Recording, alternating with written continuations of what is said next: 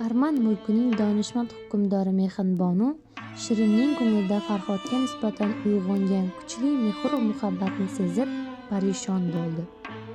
U jiyanining sha'nini o'ylab, unga nasihat qilishga qaror qildi va muloyimlik bilan gap boshladi.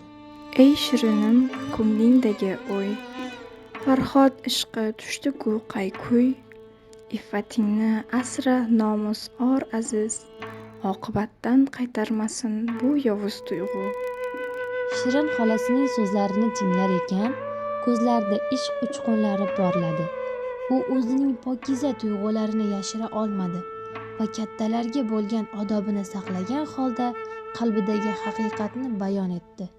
Ey xolajon, qalbi poktiru Farhod, ishqi yuksak, ruhi bedor, aylar shod.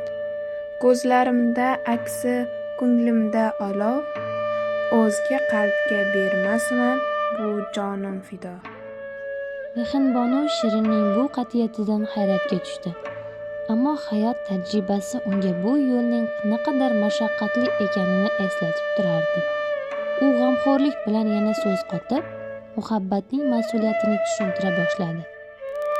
Husni borning qayg'usi ham bor. Farhod shohona, ammo ishi dushvor.